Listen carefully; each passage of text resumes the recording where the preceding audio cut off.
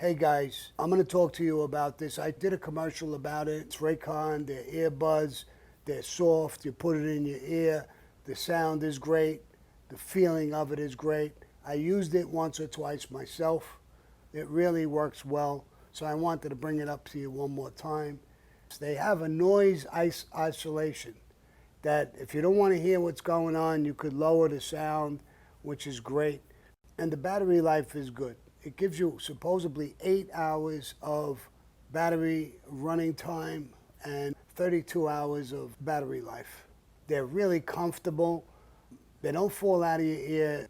I was kidding around wrestling with my son. They'd right in my ear. It's a great product. So I'm talking to you about it again. And like I said, I have them myself. The people that bought got in touch with me, said, Sammy, appreciate it. These are great.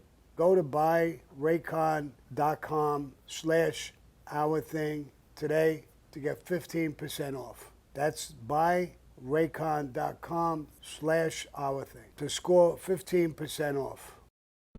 I said, do you know what could happen to you and your father knowing that what I'm doing and sending him now and what you're doing by smuggling this stuff into me? I'm well aware of it, Sammy. I've been working in the prisons for years. I'm well aware of it. No worries, no problems. Good. I want you to do me a big favor then. What do you want, Sammy? I want fishing line, the heaviest fishing line you can get. 150 feet, 200 feet of it.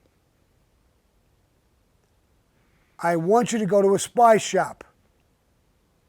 I could give you the address.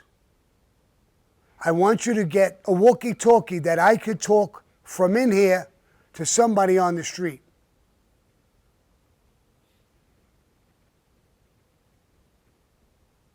I want you to get me a glass cutter. Sammy, what are you going to do? I'm going to break out.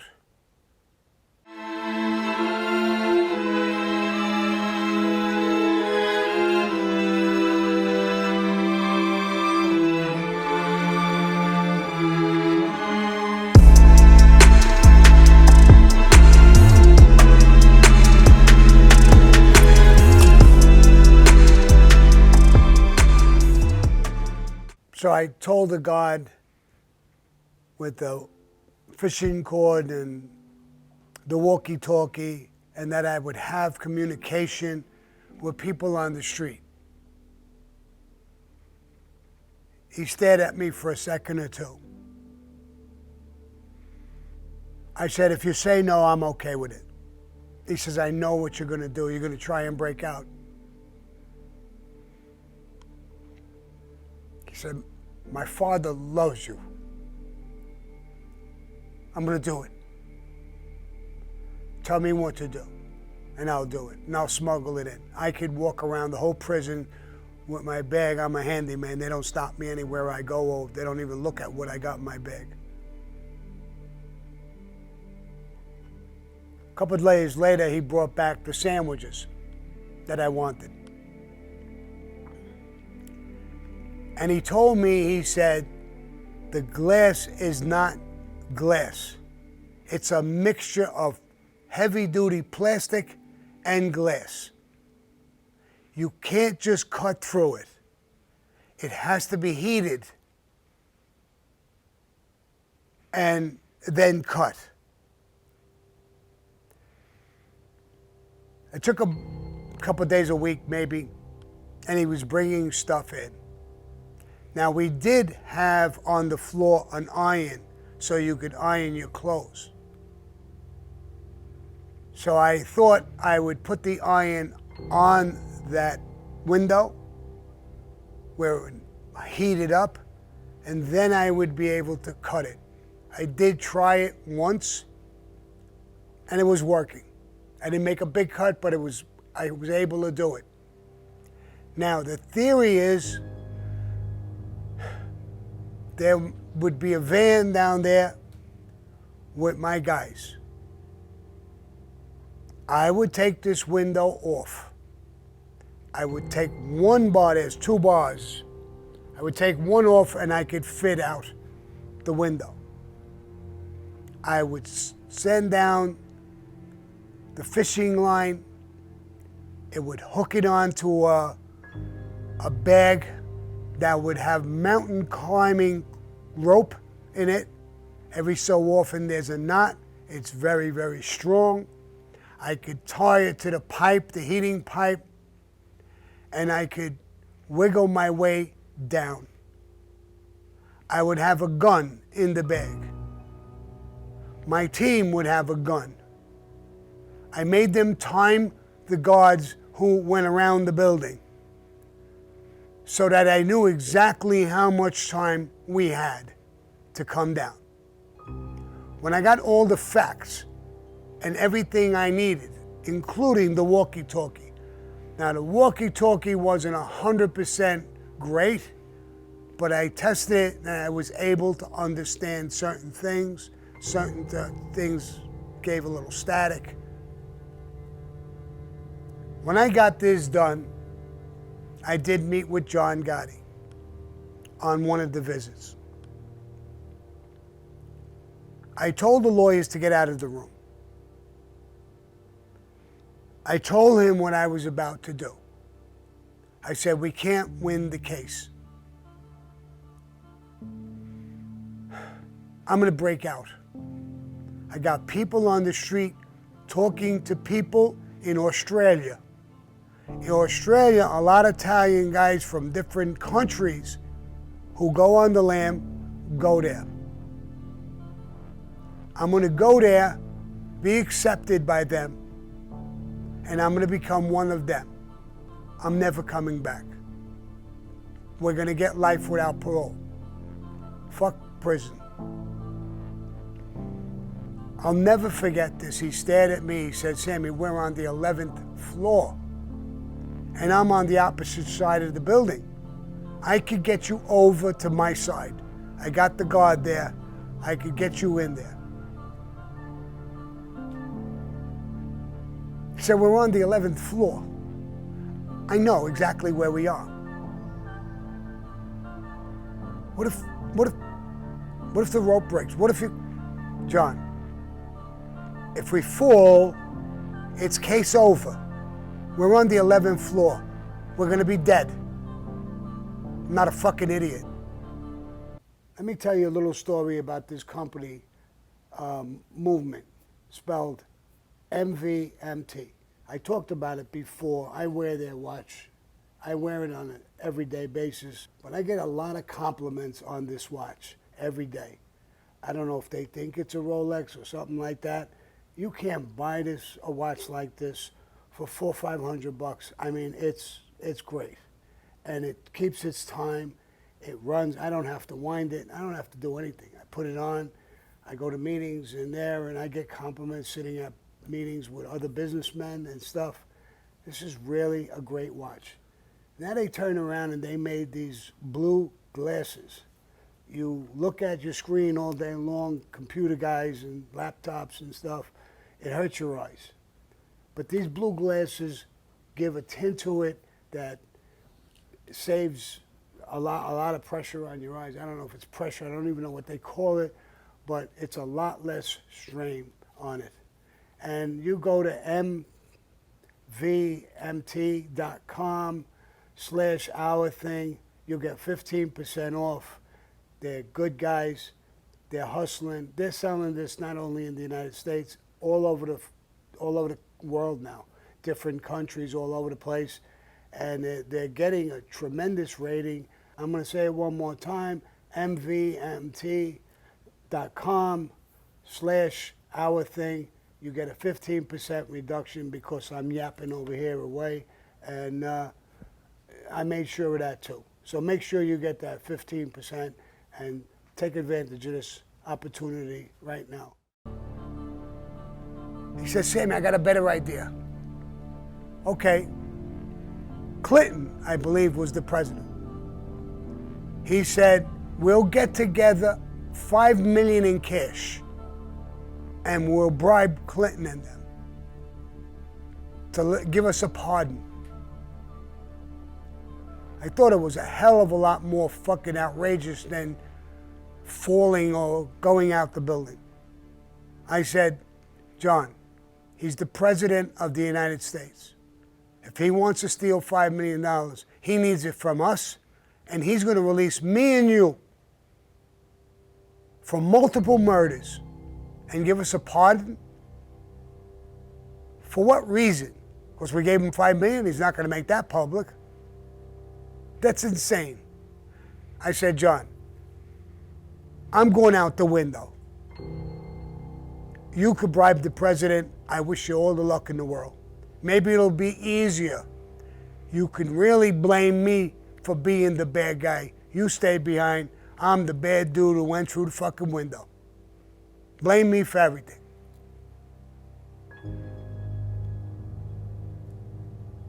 That was the end of that conversation, and we didn't talk about it anymore. There was two guys, young guys. Billy Bright, who was Tommy Karate's right-hand man, and he was pinched on multiple murders with Tommy Karate. I knew him from Bensonhurst, Brooklyn. He lived right in my area. He was going to help me. And he asked me, Sammy, could I come with you? Yes, was my answer. There was another kid, Frankie Smith. Real tough guy. He was doing a 15-year bit. He was identified. He wasn't really the guy who did the crime. It was a drug deal. Somebody identified him, and he got convicted. He was doing 15 years. And he now, he had a good part of that time in. He was now going to be re-indicted because he killed a judge in the street. He came over and asked me, could I come? I said yes. I said, when we get out, you can leave me and go your separate ways, or you can come with me. I'm going to live in Australia. We'll have a crew. It'll be us, me and you guys. There's no families, there's no nothing no more. It's over. Do you understand that? Our life changes from the minute we get out of this country. How will we leave? I got a connection with a shipping company already. We'll go on a ship. We'll be smuggled out. It's going to cost me fucking a fortune, but the money is unimportant now.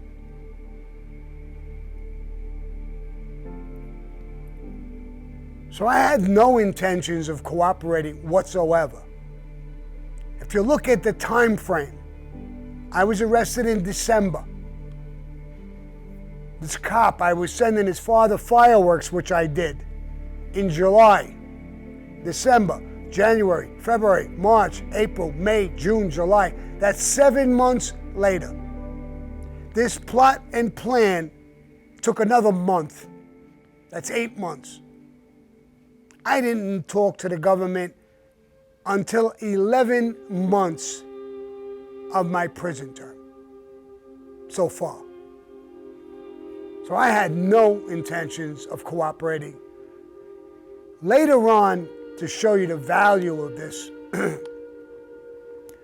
Frankie Smith, we never got out of the building, obviously. I had cooperated and was gone. Frankie Smith was indicted on that judge situation, and some of his charges were attempted escape from a federal prison. The judge in his case, and I don't want to mention judges' names, who he was exactly, and there's a record of this, called me in and said, when you were in prison in MCC, you were going to escape. I'm sentencing this Frankie Smith. The case with killing the judge was very weak. But I want to know he was one of the guys, from what I know, who was going out that window with you. I want you to tell me the truth. You were a cooperating witness. I said, Your Honor, the truth is I sat with a bunch of guys. I fantasized about climbing out of a window and escaping. A lot of guys do that in prison. It was half bullshit, half fantasy. Who's going to go out of a fucking window? How do you get out of that window? It was half bullshit.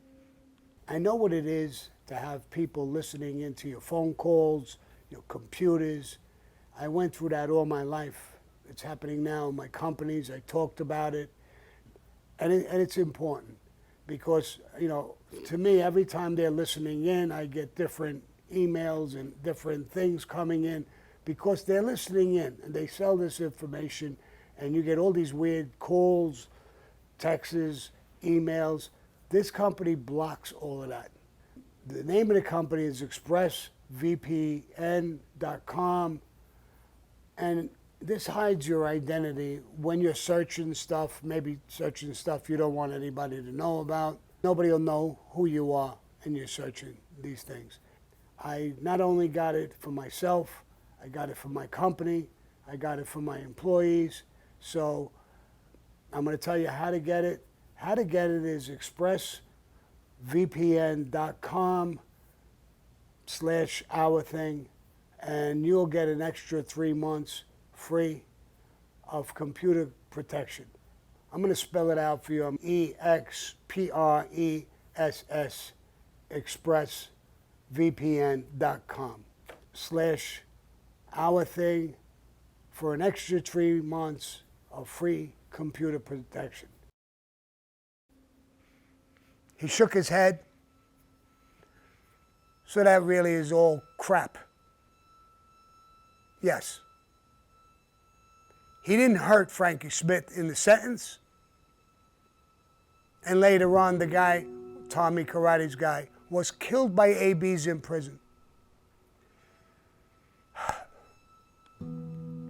So you people who say, I got arrested and I cooperated. I got arrested all my fucking life.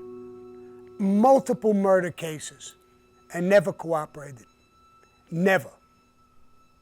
When my daughter heard I was going to cooperate, she almost dropped dead. I trained my kids, my family, my friends, my people. I was against it all my life. I always listen to what the story is. Why did this guy cooperate if he was a good man? If he was a piece of shit, I understand it. But a lot of guys who are pieces of shit, right away they'll say, well, he's a rat.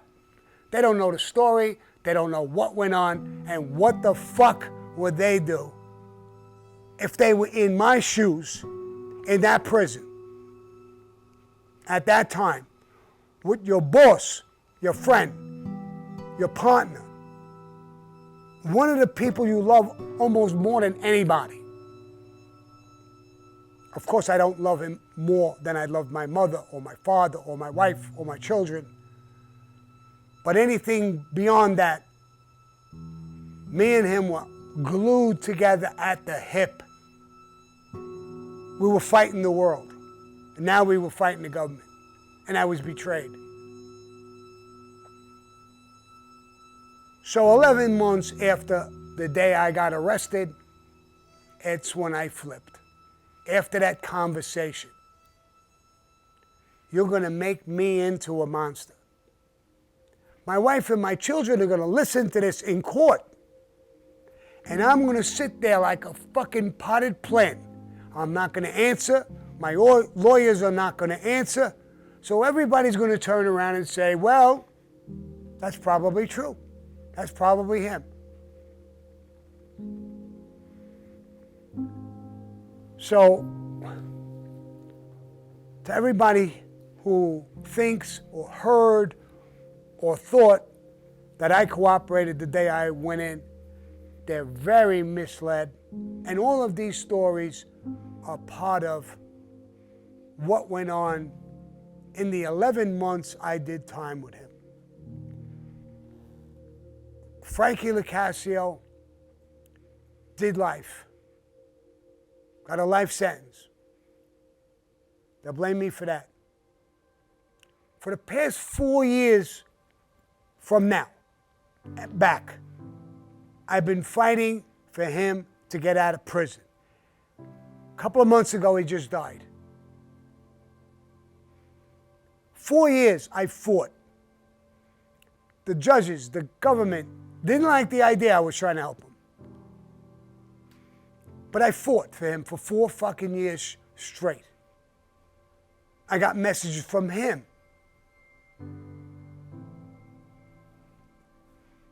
Sammy, I knew you would tell the fucking truth. I knew you would help me. But it didn't work. Even telling the truth, they didn't want to let him go. Frankie, my friend, wherever you are, you were betrayed, and we discussed it. You knew it as well as I knew it. I wish you would have went out. I wish you would have flipped and walked away. I guess you had a son to worry about who's a May guy. But wherever you are, bro, you're a man's man. You stood up. I take my hat off to you. And that's all I could say about him. But I tried desperately. Everything. I wouldn't lie. I wanted to tell the truth in his case. And they wouldn't accept it. And I put myself at risk. His lawyer told me, his lawyer, the next guy who calls you a rat, I'm going to slap him right in the fucking face. You have nothing to gain to help him out. And everything to lose. And you're doing this. Sammy, I have the utmost respect for you. Now, I'm not trying to ask for forgiveness or any bullshit like that at all. Since I started this, I tried to be extremely truthful and tell the truth wherever it went, it went. I don't blame nobody, I don't blame nothing. I tell the story. It makes me sleep better. I don't give a fuck what you think, but it makes me sleep better. And those are now all factual things. Court records, FBI, New York State Police, people who've cooperated after me, dozens. This is all factual.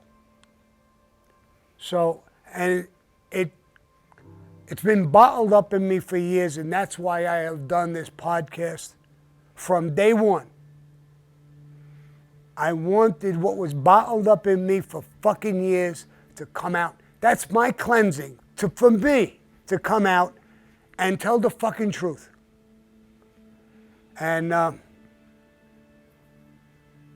just going to keep going, I guess, until right now I'm starting to get up in age, until either I drop dead, get killed, or whatever the fuck happens. And so be it. I feel a little better about myself. I never liked the fact of cooperating or sending anybody to prison. And I will tell you this, and this is backed up. There must be 50, 100 guys walking around the street. Well, probably, we're up in age, or most of them are dead. Would be walking around the street and say, God bless him. If he would have really been a fucking rat, I'd be sitting in prison. I don't know how many of them there are like that.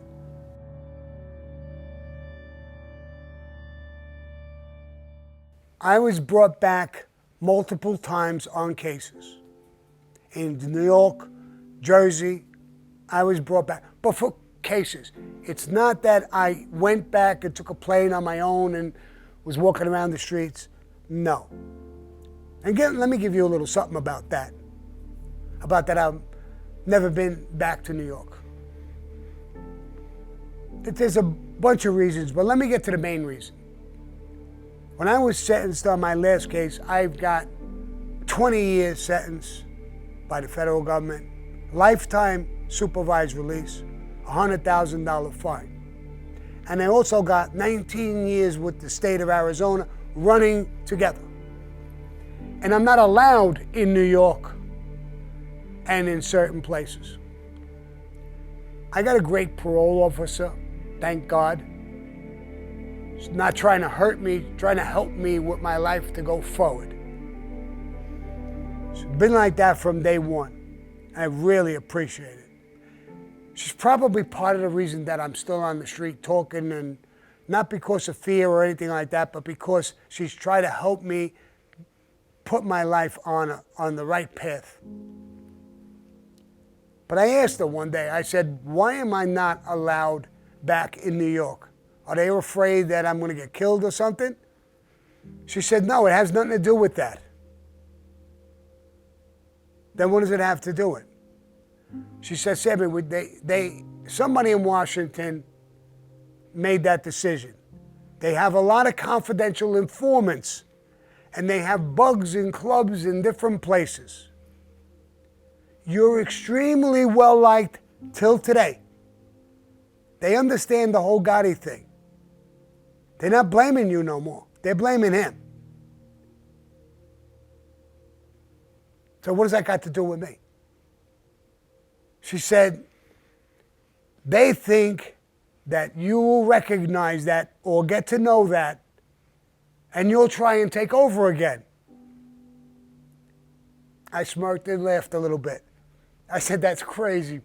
I have no intention of that. She said, I know that. I really, since you've been out, September will be 5 years, I really know you like a family member. And I know you wouldn't do that. That's not your intent at all.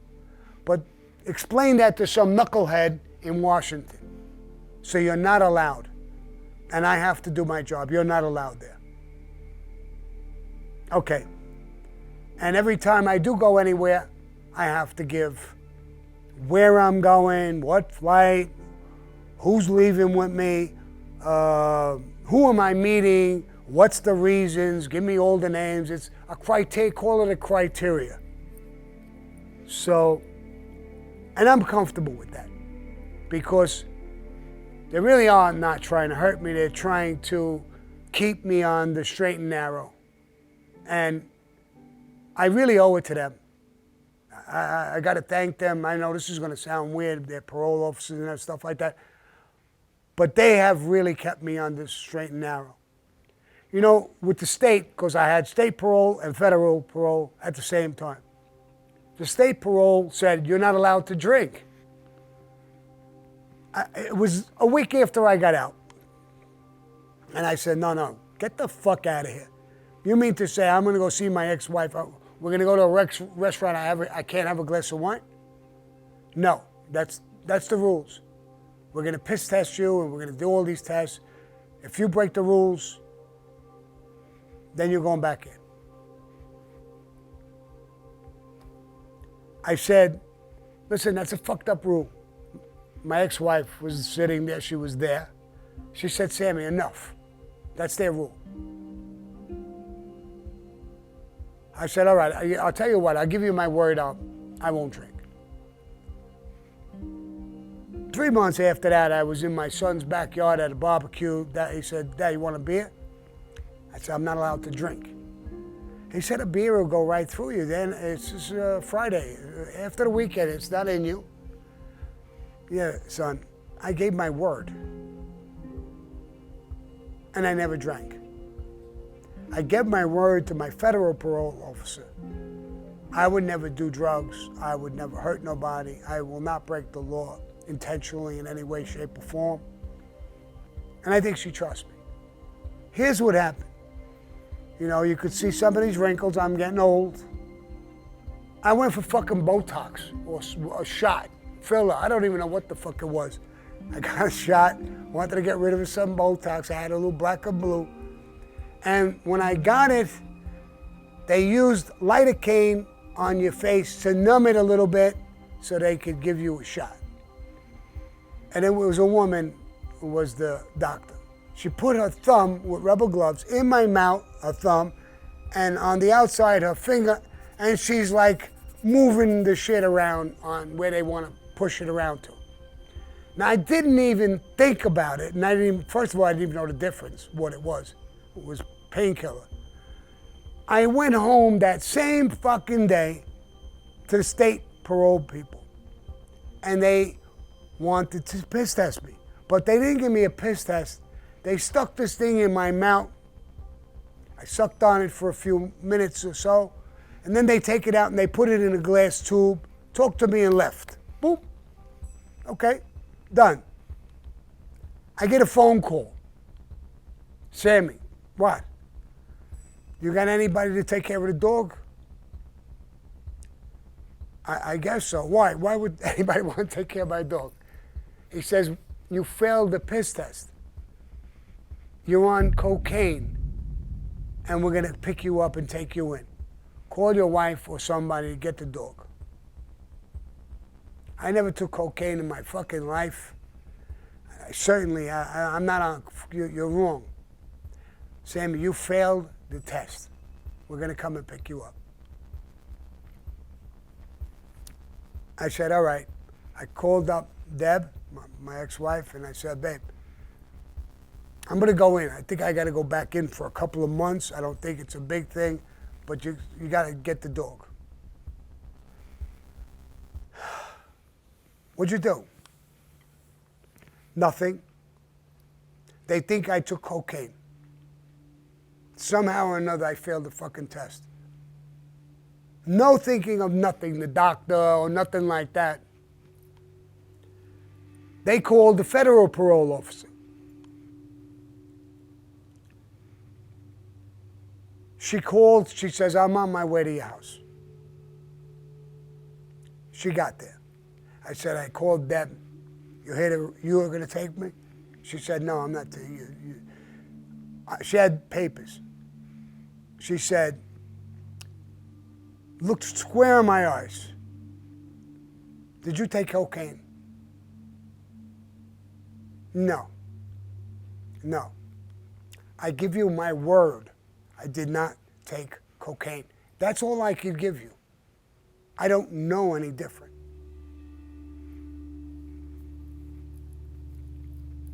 She hesitated for a while. Are you sure? I'm positive. Listen, I'm going back in. Well, what's that? Why would I lie now? Bring me in, do what you got to do, and I'm in my house. I'm going to be there long. Well, no, you on a hit like that, you could probably be there 3, 4 months, 5 months, because you're on. It'll be up to the judge. Are you positive? I don't want to mention her name, but she's my parole officer, a female. And I said, listen, I take an oath on my dead mother and father. You want more than that? Maybe it's easier to say that because they're dead. I take an oath that my wife, my kids, my grandchildren all drop dead if I'm fucking lying. There's no reason for me to lie to you. If I did it, I did it, and I'm caught. I don't give a fuck no more. Let me go back in. She took papers and ripped them up. I don't know what they were. She ripped them up. She called the state parole officers and said, I believe him. Send it to another lab. This is like a sophisticated lab. It goes to the lab. It comes back. It was not cocaine. It was lidocaine, and it's in the same family, but it's a pain medicine. It's lidocaine. She calls me up, laughing. Were you at the doctor? Did you get Botox or some fucking weird shit? Yeah, why? Did she put her hand in your mouth to move it around? Women understand this shit. I said, yeah. Yeah. Did she give any of that stuff for you to take home? Yeah, I got a tube of it. I'll be there right in 5 minutes. She comes over the house. Where's the tube? And there it is, lidocaine. Who the fuck knew lidocaine, cocaine is the same thing? It didn't matter because I didn't want to take either one of them. I didn't even put the lidocaine on after I left. It was just, that's what they do when they do the shots. So, I mean, I have I don't even know why I'm talking about all this, but I have a good relationship with them. But these are things that went on, and it was good news to hear that a lot of people in the street understand the true story. I know there's a lot of people who want to yap their fucking mouths, especially now when they could sit in their mommy's basement and let out a little thing, you rat fuck, or some stupid shit. I wish you would come and see me, bro, and we could discuss this thing about ratting.